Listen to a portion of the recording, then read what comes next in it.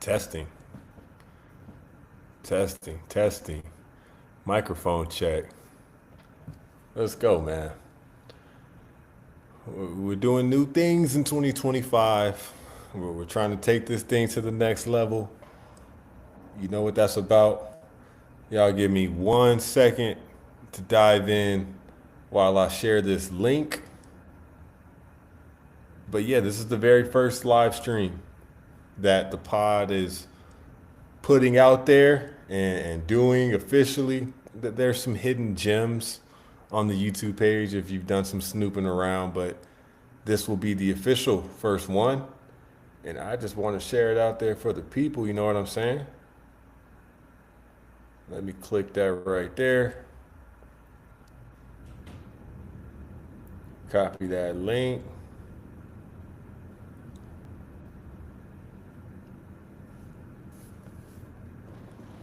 And y'all all gonna be part of this story post with me.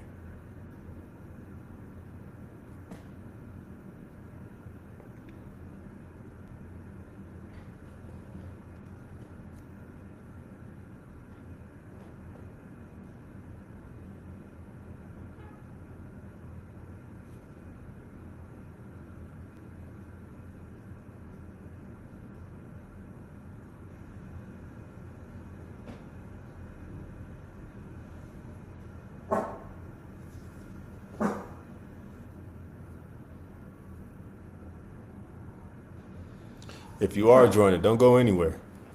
Don't go anywhere.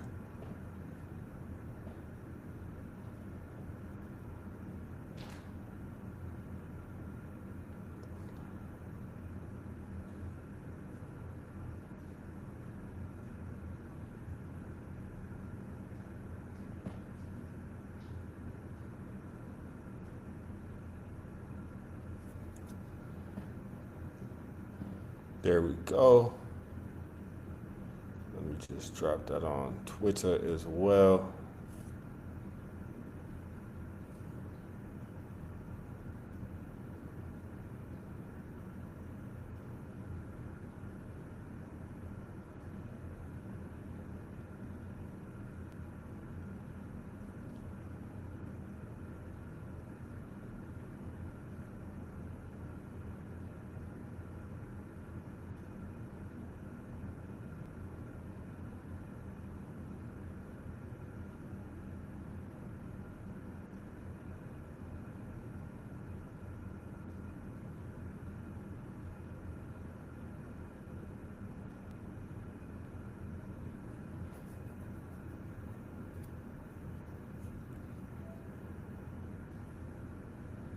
Last but not least, the TikTok fam. The TikTok fam. Y'all are definitely appreciated.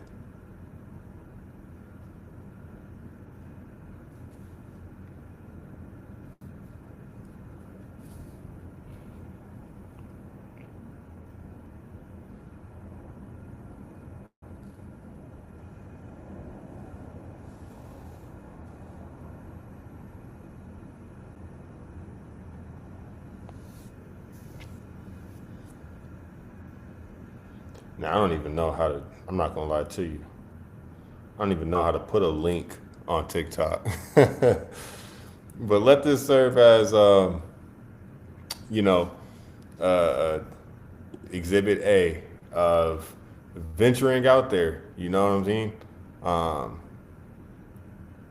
like I said, trying to take this thing to the next level, and that won't be possible without taking a chance on some new things. So this is something that has been capable for a while, and finding sea legs as a solo podcaster is a whole different beast. But I've been doing this for a while, so thankfully it comes somewhat second nature by now. Um, and again, I'm just filibustering a little bit. We'll get some folks coming in here very, very shortly. And if you are, go ahead and hit up the chat as well. Definitely hit up the chat. I'll do what I can to keep an eye on the chat. But this is exciting. Let me just let y'all know that it's not lost on me what I'm doing. This is something I've wanted to do for a long time, and feel empowered to do so by the work that's being put in. So, with that being said, let's go ahead and jump into tonight's game.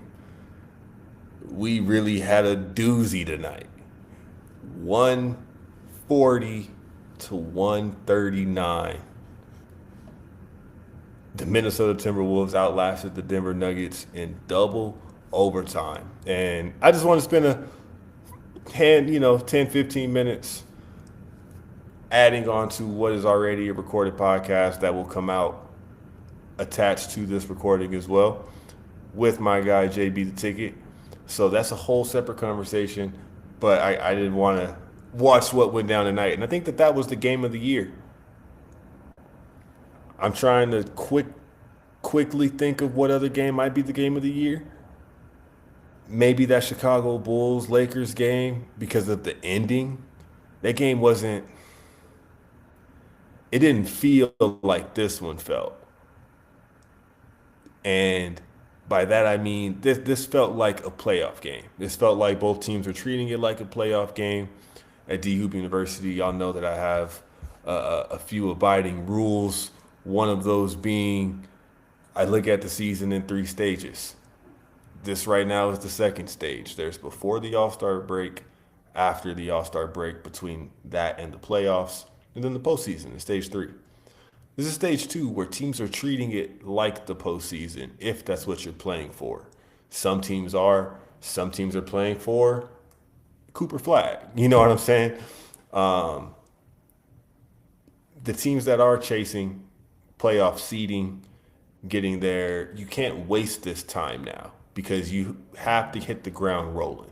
You have to know what your rotation is going into the postseason. And what's crazy about this Minnesota Timberwolves and Denver Nuggets game is that Minnesota, so I'm watching the game, fast forward to double overtime, and they've got Anthony Edwards guarding Jokic on the inbound. And that's because Julius Randle was getting abused so frequently, and Rudy Gobert fouled out in regulation. And I said, well, why isn't Naz Reid playing? Oh, that's right. Naz Reid got suspended for the brawl with the Detroit Pistons the other night. He and Dante DiVincenzo were out of this game, suspended for a few, I believe. And that was why Anthony Edwards was guarding Nikola Jokic. But let's take it back a little bit. So now we know, Minnesota's playing this game shorthanded. Minnesota needs they can't take these games lightly between now and the end of the season because I believe that they could escape the play-in tournament. I'm pulling the standings up right now. Yeah, Minnesota's in the 7th spot. Oh, man, tonight had big implications. Let me write that down so I don't forget it. And I probably won't because I'm about to talk about it right now. But tonight was a really big night in regards to the play-in tournament because Minnesota, 44 and 32 on the year, was in the 7th spot for about the past week, 2 weeks or so. They're in 7 with the Clippers right behind them, only a half game behind. So they're teetering on 7-8. And they have got a few game cushion over Dallas and Sacramento, who are 9 and 10. So it's not really about falling below there, but one of those two could make it out of the play-in tournament. And the Memphis Grizzlies lost tonight. So now they have an identical record as Minnesota. They hold the tiebreaker based off the standings, but we'll get into Minnesota in just a few minutes because I believe that they are punting on the season. And it looks like Minnesota could escape the play-in tournament. And what's interesting beyond that is that if they do escape the play-in tournament and get the 6th spot, they could be setting themselves up for a series in round 1 with these Denver Nuggets. So now that we understand why this game felt different than that Chicago LA game, for example, I don't know if there's another game from this season that jumps to the top of mind. I mean, that game with Cleveland and Oklahoma City where they were both on like 14-game winning streaks was a pretty big deal, but it was like January, late December. It wasn't peak attention. People weren't paying attention that much yet. They were because that was such an anomaly. Those two teams with winning streaks like they had facing off one against each other. But no, this OKC, this Minnesota and Denver game felt different.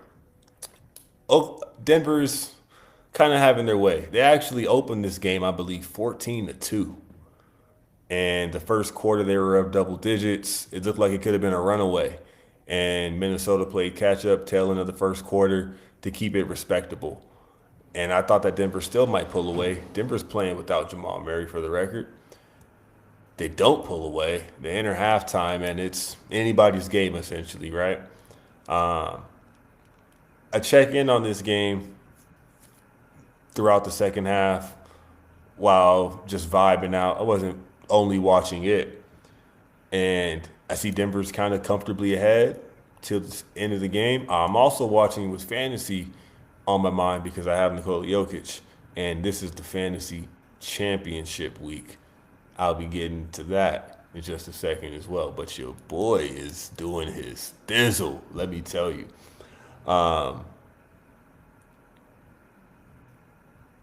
Denver's up comfortably, or so I thought, for much of the fourth quarter.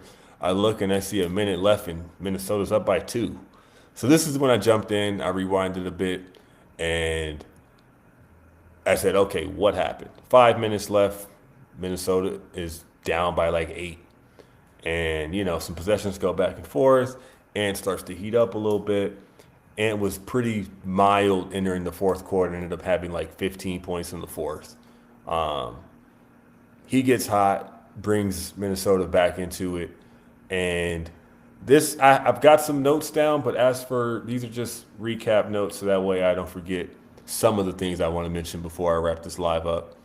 But didn't take notes during the actual game. All of this was just flowing off of memory. I did pause it a lot, rewind it, forced Whitney to listen to me like she was 8th grade basketball player and I'm the coach, that this is why you do this and that. I definitely did that while we were watching it. But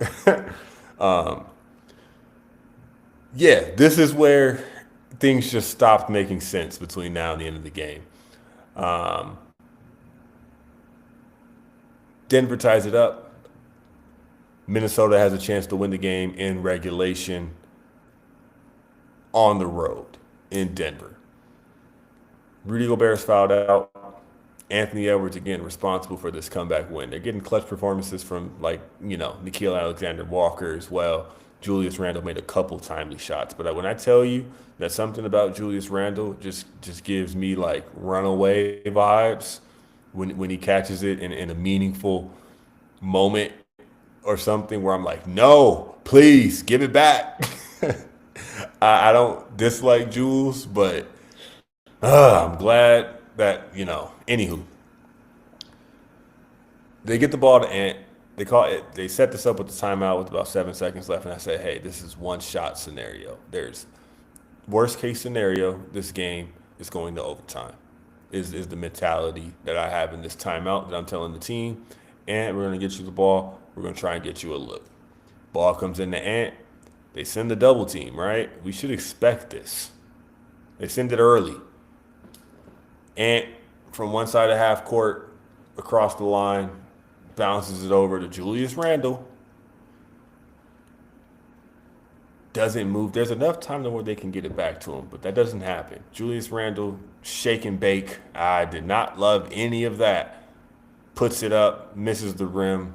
Put back attempt gets swatted by Peyton Watson. We're going to We're going to overtime. Ant kind of shakes his head on the side as they're going. And I'm like, dude, you got to come back and get the ball. I know you're giving it up because the double. If you're that guy, I know you know that you're that guy. These are the moments where it absolutely matters the most, and there can't be an excuse. I know that's the number one knock on LeBron in these moments is, hey, he doesn't have that killer instinct, and maybe that's unfair pressure to put on Anthony Edwards. However, I'm just applying that feedback because this is going to come back to play in the postseason. This is going to be important. He's going to have to study this crunch time film and not make some of the same mistakes again. And not that they were just terrible mistakes, because he's also responsible again for them coming back. But all right, yeah, you come off the ball because they're double teaming you. There was no energy or effort after that, which it's fine because you're tied and at least this is going to overtime. Well, here's the problem. We go to overtime. Whatever happens in overtime happens. We're in the final minute again. Denver takes the lead. Pardon me, Minnesota's up. Denver ties the game. Minnesota has the ball with a chance to win it at the end of overtime. And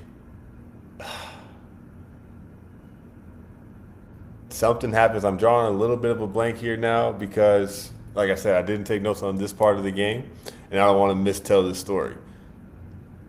Anyway, we're going to double overtime now. We're going to double overtime, and that's because they let Jokic, again, he's abusing the defensive matchup on the other end because there's no Gobert. He fouled out in regulation. And I'm watching this with fantasy on my mind like, Jokic has 50. How much crazier is this going to get? He didn't have a triple-double, wasn't even close to one at the end of regulation. He finished with a triple-double. It was one of those games. We're in double overtime, right? We're in double overtime. Down to the wire again. Denver takes the lead in the final minute. Jokic actually went to the free throw line. 2 shots and a chance to take the lead by 2. He actually misses the first. Sinks the second. Timeout Minnesota. Ball's coming in. Their ball with like maybe 17 seconds or so. And I've paused it so many times in just the fourth quarter, overtime, and double overtime, where I'm like, you have to execute right now. This is going to matter for the postseason. This matters with you taking that next step. You are playing a defending former champion. You're playing with stakes right now. You're on the road. This is a great test for what the playoffs and what round 2 and the conference finals are going to feel like. This is a good warm-up because they were there last season. But this is a way to get, hey, all right, I remember this feeling. And I really wanted to see him come through with something. Overtime, double overtime, game on the line.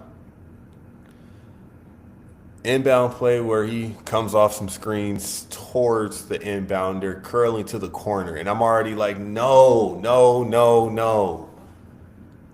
Because they've double teamed him for the past, and within a minute, they were already sending the double towards him. And he's not responding to this double team well. He's passing out of it, and he's being stationary. He's taking himself out of the play while his team does something over there on the side that isn't what you want your team to be doing with the game on the line. He finally, in the final minute of OT number 2, does make a pass, cuts after it. He's wide open going down the lane, finishes a shot that he should have got fouled on. And that's what he was actually very upset about when they called a foul for Jokic just on the defense. It wasn't even a shooting foul, where he split the free throws that put them up by 1. And was beside himself to the ref because he's like, come on, man, I'm finishing through contact down there, but y'all are calling every single thing for him. And keep in mind, Jokic finished the game with 20 made free throws. 19 or 20 made free throws. And he didn't miss that many, but he shot more than that. So there's a lot of frustration, understandably, but that brother's also hard to guard. I don't know what to tell you, except you got to execute on the other side as well. Inbound play where he's curling to the corner. I don't like it already because there's too much time. There's about 15, 16, 17 seconds. There's no reason to set your guy up for a spot where they're going to come double you, and now we have to kind of play catch up if it's not a get a shot right away sort of scenario. It wasn't. He gets the ball in the corner, the double's coming. He hasn't attacked or tried to dribble around the double team one time. He's on the left wing, pivots aside, tries to go around it, looks for somebody, throws a bounce pass in the direction of a teammate, and it just, oh, it's coming back to me now what was also so frustrating. Anyway, he throws this ball away. Just throws it away. This is his second turnover now in the last 30 seconds. The only reason Jokic got fouled and split those free throws was because Minnesota forced a miss. Anthony Edwards gets the ball in the corner. The entire Nuggets team is still on this side of half court. He throws it over his head across court sideways. Christian Brown intercepts it. They reset, call timeout. Jokic gets fouled, and that's how they take the lead, right? I'm like, you got to have some poise right there, my boy. The sideline pass is never it, especially when your entire defense hasn't crossed half court. When I paused it, Jaden McDaniels is behind everybody. And if he just chucks it, they milk. You know what I'm saying? So they're giving this game away. They already had opportunities to close it out in regulation and in overtime, and they didn't. And I'm like, guys, you can't squander these chances. I know you're a little short-handed right now, but this is what the postseason is like. This is when you go down 2-1 and down 3-1, and you're like, I can't believe we're down. We could have won every game in the series. It happens in these moments.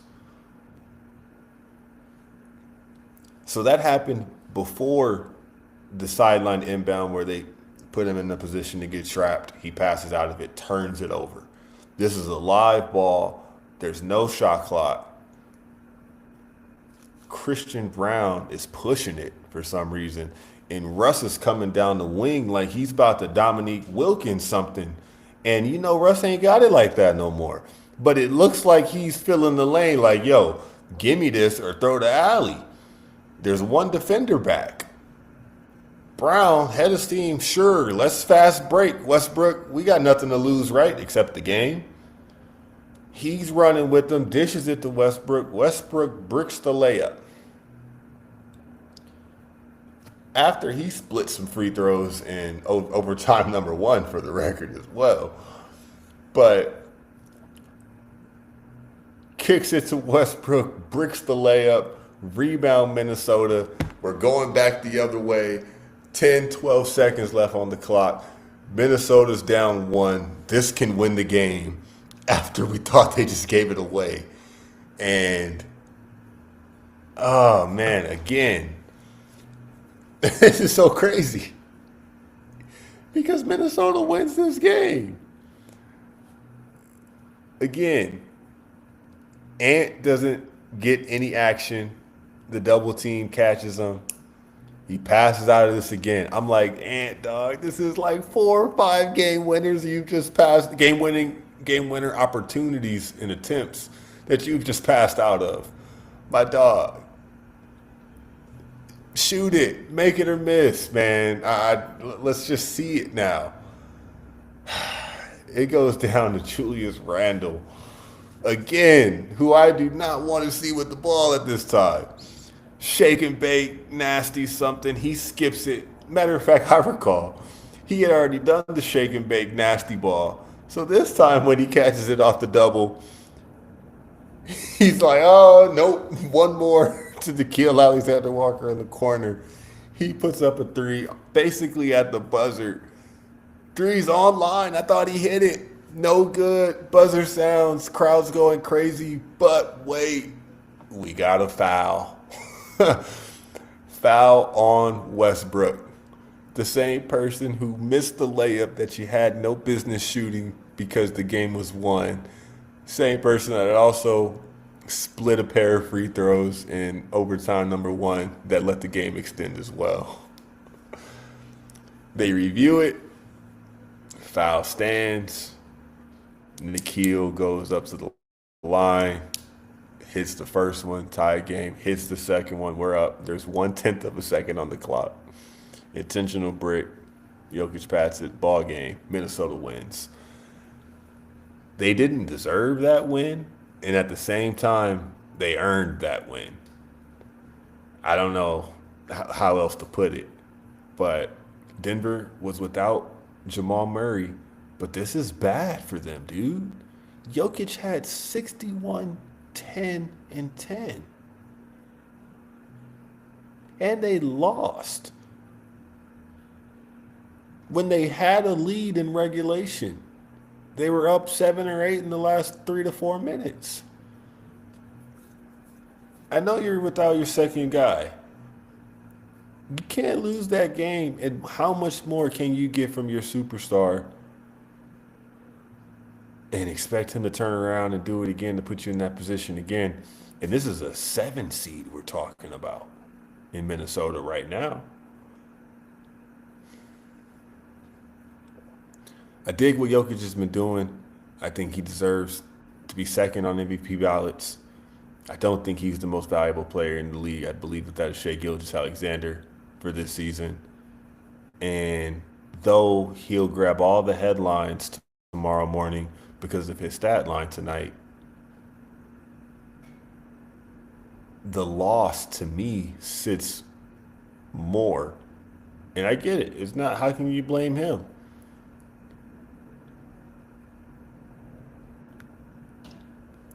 I'm just not jacking it. I'm just not, dude. It's Shay's MVP this year. It's that simple. I know and that's the thing. We know Jokic can do this. The fact that he keeps doing it, yes, it is breaking our brains. It is, forcing us to have very uncomfortable conversations with ourselves about all-time center debates and things like that, especially if he wins a couple more championships. But just the fact that he's replicating seasons that he's had in the past does not mean that, to me, he is the MVP of the league just because he's doing that. It's got to come with extras now. It's got to have caveats, and you know what I mean? That wasn't on the notes, but that was a hell of a game. Crazy, crazy game. And the post-game press conference was just as insightful to me as the actual game was, because Anthony Edwards, of course, is getting interviewed, and he doesn't want the interview to be about him. As soon as the reporter starts asking him a question, he yells out to Nikhil, waves him over. He's like, "Come here, for real, come here." And she gets her question out. She's like, "What changed for you in the fourth quarter?"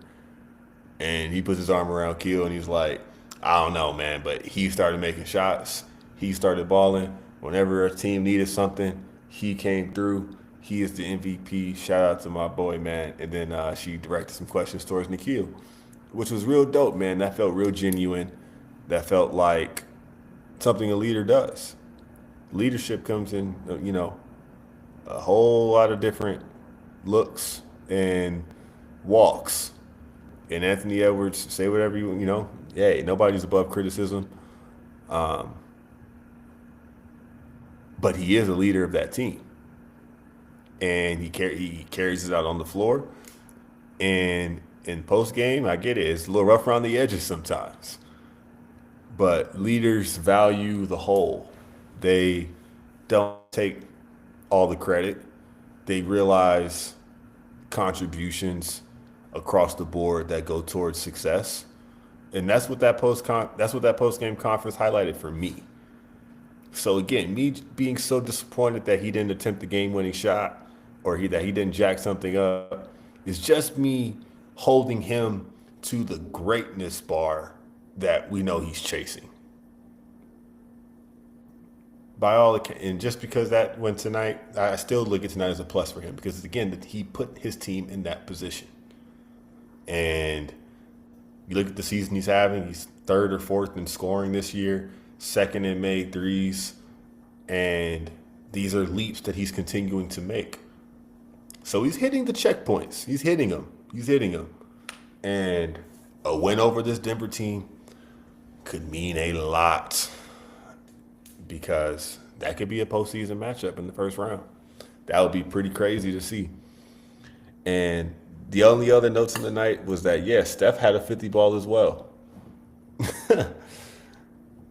we thought that he would have the performance of the night because he had 8 threes at halftime and almost 40 points. And we thought Steph could mess around and get 70 tonight. Now, he did tap out at, I believe, let's see, I'm pulling that up right now as well.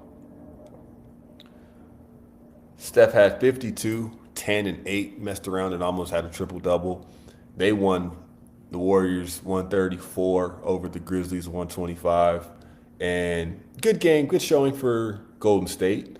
Draymond had a triple double. Jimmy Butler had 27, capitalizing a lot of free throw attempts. Um, they definitely look much more like a team with Jimmy. It's like a team that you have to contend with in the postseason. But I think Memphis, man, I think Memphis has really punted on whatever their ceiling was for this year. I've watched them in back-to-back games now where there's kind of no other way to describe their fourth quarter performance or their crunch time performance other than them just giving the game away, them just not looking like the better team, like at all, even though they're in the game. Um, they weren't getting they weren't getting beaten down by the Celtics, but they were hanging around, definitely hanging around. Ja had maybe 30, and it just didn't matter in the fourth. Didn't matter once, in the final 5 minutes, Boston just got them out of there. Memphis couldn't execute. Only 18 points in the fourth quarter. That was a game low for them in that game. And tonight, again, couldn't perform in the fourth quarter. 22 points in the fourth was the lowest. They had more than 30 in every other quarter tonight. And that's a team that, in my opinion, is just kind of losing themselves a bit. It's cool that JB's on because when I was on his show, I talked about the Taylor Jenkins firing because it had just happened the day prior. And I said that, hey, we need answers for that. That doesn't smell right at all. You fire your coach even though you're a top 3 seed in the West a week and a half before the postseason? Who does this? And I was on his show and I just said naturally, I said, well, the first thing that comes to mind is the star player. So is this a Ja Morant kind of situation? This was Saturday morning. And I just said, hey, I mean, Ja's been really in and out of the lineup with injuries that don't always add up. And for the most part, Memphis wins when he plays. But it didn't feel right at all for some reason. His placement on the team this year, his points were down. And just so in and out of the lineup that you didn't feel like he was a part of the team much this year. And if there's a clash between your star and whoever's leading the locker room, whether that's the coach, different kind of coach or another player, somebody usually taking the fall, and it's not going to be the player the player that's getting paid the most. He usually carries the most weight. And sure enough, I just said that, hey, this makes me think that maybe something was wrong with Ja, and the two weren't on the same vision. And an hour later, ESPN's reporting that, yep, Ja didn't see eye to eye with Taylor Jenkins. And they promoted whoever this guy is. That's the interim now. And I don't feel as if he has any control over this team. Desmond Bain shoving Santi Aldama in the huddle in crunch time the other night. Teammates having to be separated. Desmond Bain then comes out in the postseason, in post-game presser, tells the media, yeah, no, the coach getting fired is on us, 100%. He didn't take any shots. He didn't lose any games. You know what I mean? We did. And that's a respectful comment from somebody that you are just, hey, I have a good relationship with that coach, so I'm not going to talk crazy about him now that he's here. I'm actually maybe going to have his back in this interview. But simultaneously, you're making your team look crazy. You're making it appear as though the organization zagged when y'all were all trying to zig. When Ja hasn't said anything, And all the reports are that he wasn't beefing with Ja. So are you on the same page with Ja? It's just not a good look right now. And these back to back really poor fourth quarter performances just reflect that this team's not ready yet. Not for the postseason, but they'll be in the playoffs. And I don't think they're going past the first round. I just talked about Minnesota having to go to Denver as an underdog. I don't have confidence in Memphis taking down anybody that's in the West in the postseason right now. Um, and for example, they're sliding. They've slidden all the way down to sixth, and yeah, they're on the borderline hitting the play-in. And the way it's going, Dallas and Sacramento could beat them in the play-in. Who knows? That's just my only note on Memphis. It feels like they've punted on being competitive this year. And when you sort of take the back door at the end of the season, I don't really feel like that bodes well for you the next year either. Just because it shows that there's a disjointed team here. I don't know. That's a personal, spin on that. But it's not looking great in Memphis, and that's going to lead everybody to talk about John Morant all summer long. So we will wait and see about that. The best news, though, is that Team D Hoop University, Shooters Shoot, which is our nickname, we are smoking it in fantasy right now. I'm putting the screen up to show you that we in the categories league are up 11-0. 2 days into the final championship week. I've talked about these boys all season long.